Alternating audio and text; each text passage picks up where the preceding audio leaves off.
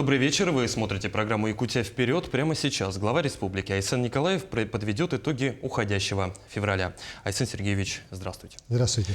Давайте начнем с актуальных тем. В День защитника Отечества наш президент Владимир Путин вручил лично награду «Золотой звезды» Андрею Григорьеву, которого торжественно встретили в аэропорту столицы республики сегодня утром. На днях также стало известно о присвоении высшей награды страны еще одному якутянину Петру Киприянову, который погиб при исполнении воинского долга.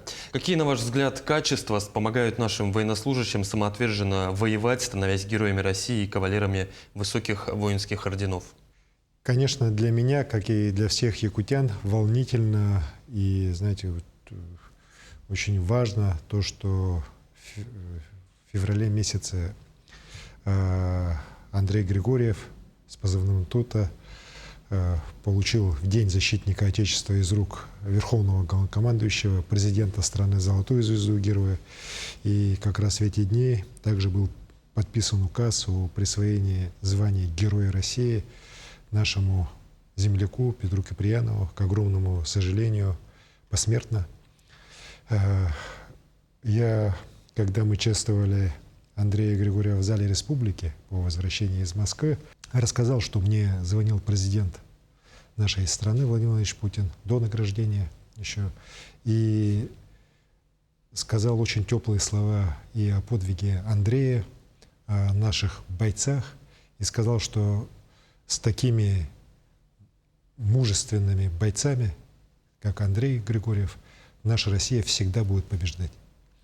Это, знаете, такая высшая оценка и Андрея, и, наверное, всех воинов-якутян, которые сегодня отважно сражаются за нашу Родину. Я уверен, что победа будет за нами. Я уверен, что в скором времени наши ребята с победой вернутся домой.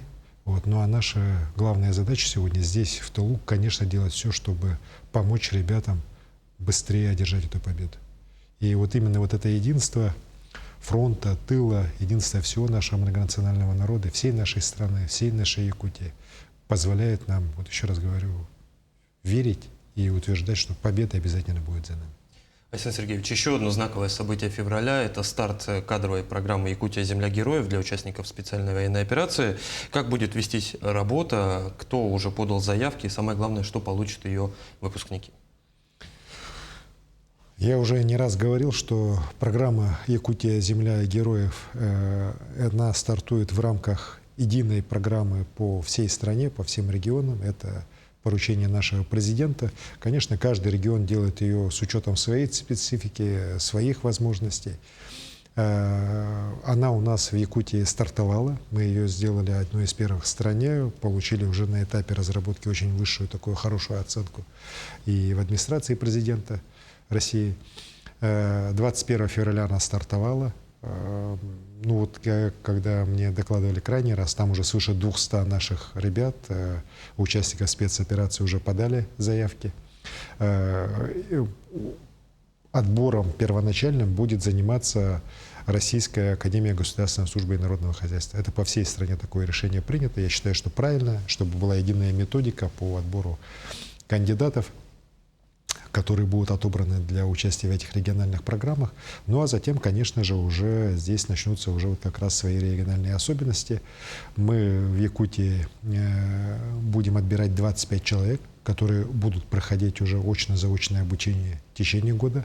Также 25 ребят, которые сегодня находятся в зоне специальной военной операции и не смогут пока очно-заочно уже учиться, они будут отобраны в резерв, и они по возвращении будут тоже зачислены и будут обучаться на этой программе. Потому что эта программа не разовая. Мы ее будем постоянно уже совершенствовать, постоянно она у нас будет работать.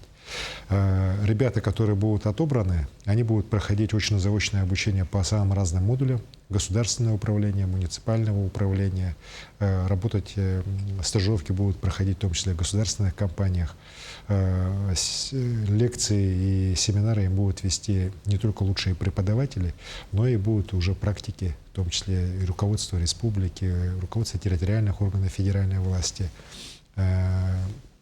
руководители крупных компаний, депутаты. Я всех буду просить самым активным образом участвовать в реализации этой программы. Сам буду тоже в ней принимать активное участие. Я очень близко воспринял слова президента о том, что именно те, кто сегодня с оружием в руках защищает нашу Родину, они должны в будущем стать теми людьми, кто будут управлять нашими регионами, нашей страной. В этом, на самом деле, залог незыблемости того курса, которым сегодня движется наша страна. И, конечно, еще раз хочу подчеркнуть, мы здесь открыто абсолютно. Я призываю всех ребят, которые сегодня находятся в зоне специальной военной операции, кто уже отслужил, вернулся сюда, в Якутию, принимать самое активное участие в этой программе. Александр Сергеевич, этот год, 2025, для нашей страны знаковый. Это год 80-летия Великой Победы. Недавно вы своим указом присвоили звание почетного гражданина всем здравствующим участникам Великой Отечественной войны из Якутии. Им также предоставлены и республиканские выплаты в 2 миллиона рублей. Все ли представители поколения уже получили выплаты? Да, я принял такое решение. И у нас, на самом деле, сегодня все 9 ныне живых участников Великой Отечественной войны стали почетными уже гражданами Республики Саха-Якутия. Сейчас такие решения принимают и районы. Вот город Якутск такое решение принял по участникам войны, которые здесь живут, а большинство их здесь живет. Так? Выплаты также будут произведены и ветеранам тыла, блокадникам, узникам концлагерей, детям войны. Все выплаты я дал задание, чтобы они были реализованы до 1 марта. И как мне докладывают, практически все выплаты уже сделаны. Все выплаты сделаны в проактивном режиме, то есть мы не получали никаких ни от кого там заявлений специальных и так далее. Все эти данные у управления соцзащиты есть, и по всем реквизитам деньги отправлены. Я считаю, что это малая толика той благодарности, которую вот ныне живущее мы поколение можем поколению вот как раз победителей, поколению, которое принесло нам эту великую победу, оказать. И уверен, что мы в течение всего года, конечно, будем много делать и для оказания знака внимания нашим ветеранам, ну и, конечно, для увековечения того подвига, который совершил советский народ в годы Великой Отечественной войны, освободив мир от фашизма. Безусловно. Александр Сергеевич, накануне Госдума рассмотрела во втором чтении важный законопроект об общих принципах организации местного самоуправления в единой системе публичной власти, который предусматривает значительные изменения. Вот как оцениваете этот законопроект? Это, конечно же, важнейший законопроект для местного самоуправления. Он затрагивает самые ее основы. Мы много работали над этим законопроектом. Наши предложения, некоторые, в том числе и в окончательный уже вариант законопроекта, вошли. Его несколько раз откладывали, именно потому что было много предложений от регионов Российской Федерации, которые требовали тщательного изучения, учета всех мнений. И в конечном итоге вот такое решение принято Государственной Думой, и законопроект уже принят во втором чтении, но в третьем чтении он будет принят 5 марта. Можно сказать, что законопроект уже состоялся, в него вошли очень много новых таких, знаете, изменений. В том числе, например, вынесено положение о том, что главы административных центров субъектов Российской Федерации избираются городскими собраниями депутатов по представлению высшего должностного лица региона. Вот.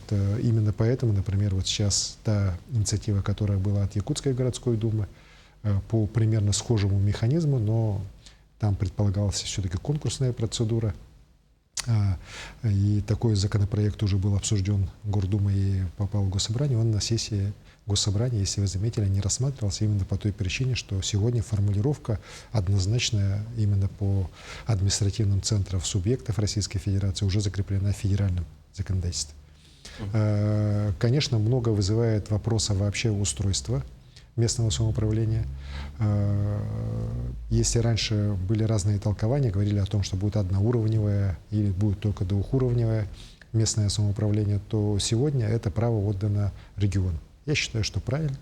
Вот внутри нашей республики даже есть тоже разные подходы. Есть районы, которые предлагают полностью быть на системе двухуровневой. Вместе с тем некоторые северные районы, где малое количество населения, малое количество населенных пунктов, сегодня тоже обоснованно говорят, что им было бы проще работать в системе одноуровневой. так, и тоже приводят свои аргументы. Здесь надо все за и против взвесить, но мой подход, мое мнение личное такое, что с учетом вот наших уже сложившихся традиций, можно уже сказать, с учетом положительного опыта, в целом вот на большей части республики можно сохранить двухуровневую систему местного самоуправления. Она хорошо себя показала. Конечно, много вопросов, много всегда, да, в том числе с точки зрения оптимизации наших расходов. Но здесь надо, вот еще раз говорю, все за и против взвесить и прийти уже к консенсусу.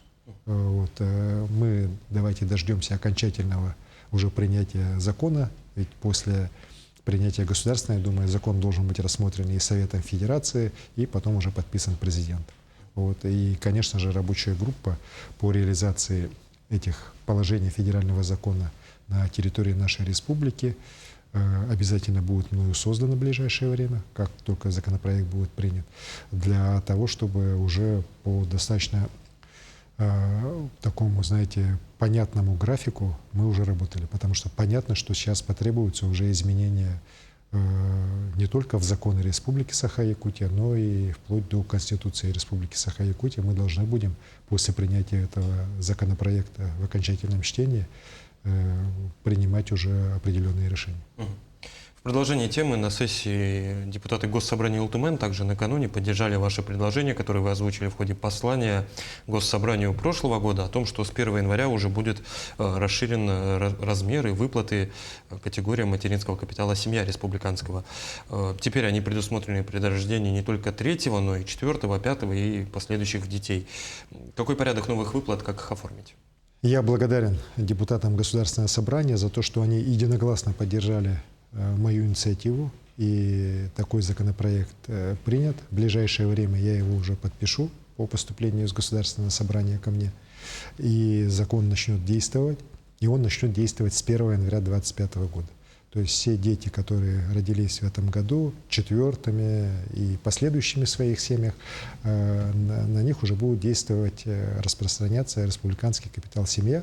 Ну и с учетом вот, действующего у нас также капитала «Дети столетия», выплаты составят порядка 433 тысяч рублей. Это абсолютно осознанный такой мой выбор, потому что мы должны поддерживать многодетные семьи, мы должны поддерживать те семьи, которые решаются на рождение не только 3-го, но и 4-го, последующих детей. Это на самом деле наша гордость, наше богатство. И несмотря на все трудности, мы эту политику будем и дальше продолжать, направленную на поддержку многодетных семей. А что касается выплат, то здесь очень просто. Это будет идти через управление соцзащиты, и порядок там определен. То же самое, что и по 3-му ребенку. Поэтому здесь никаких вопросов быть не должно. Еще одно знаковое событие февраля также связано с нашим подрастающим поколением. На этой неделе по обращению представителей Общероссийского народного фронта вы провели встречу вместе с педагогическим составом, с родителями по вопросам дальнейшего размещения детской школы искусств номер 1. Чем обусловлено решение о том, что все-таки оно останется в прежнем здании на Ярославского, 27? Оно обусловлено тем, что при принятии любого решения, конечно, надо советоваться с людьми и слушать людей, и принимать те решения, которые наиболее близки подавляющему большинству населения. И с этой точки зрения, вот та история, которая произошла вокруг возможного переезда школы искусств города Якутска, она как раз показывает, что если на каком-то этапе власти, будь то там республиканские или городские, теряют контакт с людьми, то, конечно, начинаются очень неправильные процессы. На самом деле вопрос этот появился не вчера. Еще в мае 2023 года ко мне было внесено предложение достаточно серьезно вот эту поменять местоположение ряда объектов, в том числе создать центр патриотического воспитания «Патриот» в том месте, где сейчас располагается школа искусств, с переводом школы искусств уже в другое место. Тогда я принципиально поддержал такое решение, было совещание, городские власти все тоже были согласны. Вот. Было дано поручение подыскать новое место под строительство новой школы искусств в Центральном округе. Сказали, что в ближайшее время все эти будет сделано, будет подготовлен проект, и начнется уже строительство.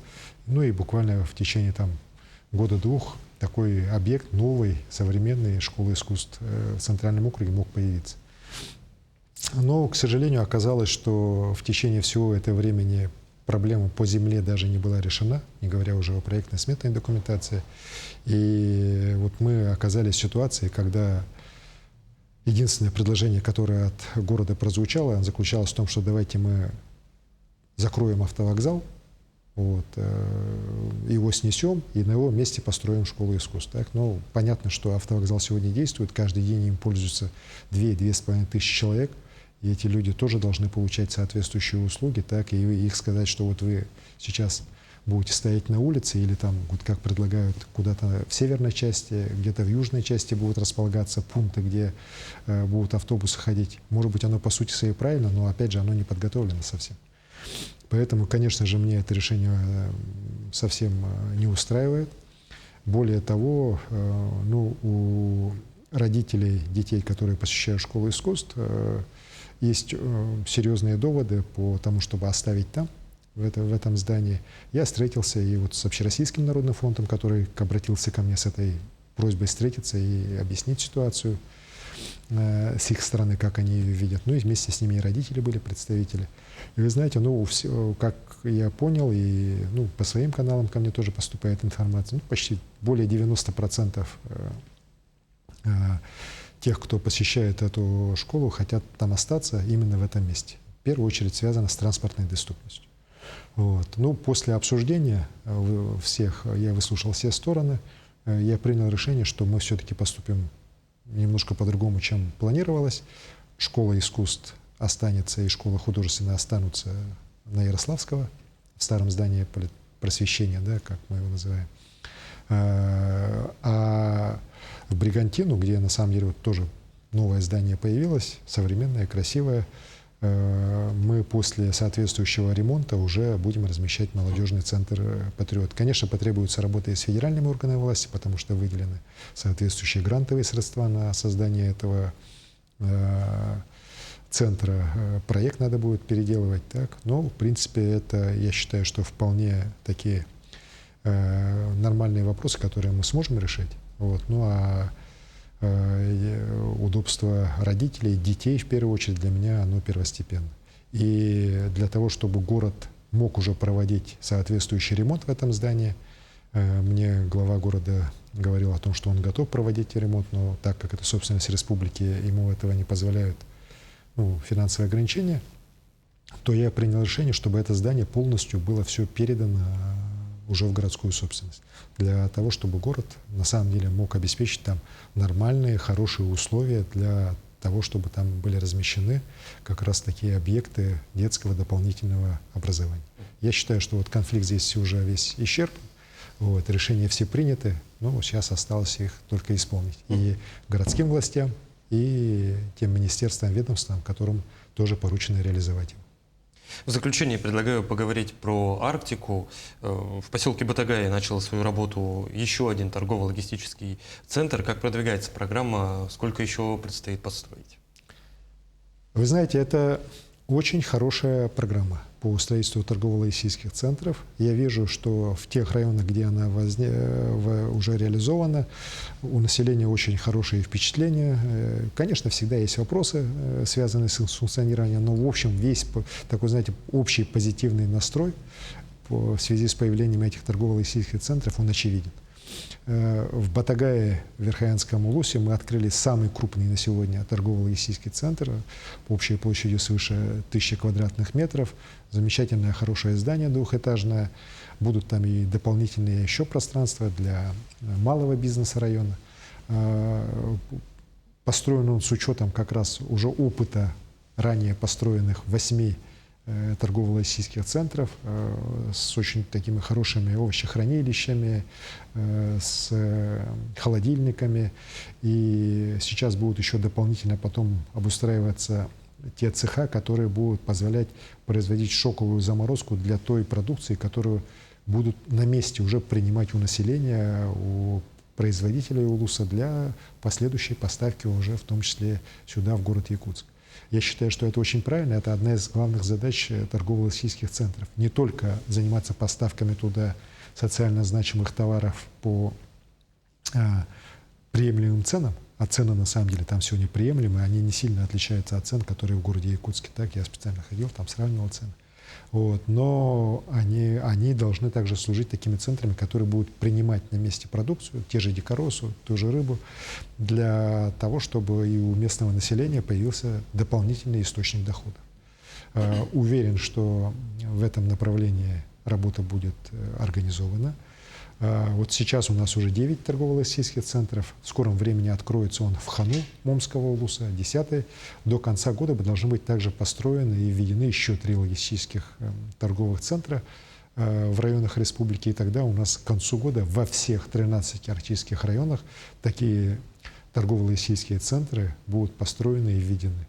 Конечно, хочу выразить благодарность здесь не только нашим министерствам, ведомствам, не только вот Арктической торгово-логистической компании нашей, бывшему Якутопторгу, но и, конечно же, Министерству по развитию Дальнего Востока и Арктики Российской Федерации, которое тоже этот проект поддерживает, финансово решает большую часть сегодня уже вот тех затрат, которые мы несем в ходе строительства данных торгово-логистических центров. Это на самом деле очень хороший проект, который, еще раз говорю, реально повышает качество жизни людей, которые живут в крайне непростых условиях якутской Арктики. Это не может не радовать, Арсений Сергеевич. Я благодарю вас за интересную беседу. Спасибо. Это была программа «Якутия вперед». До встречи.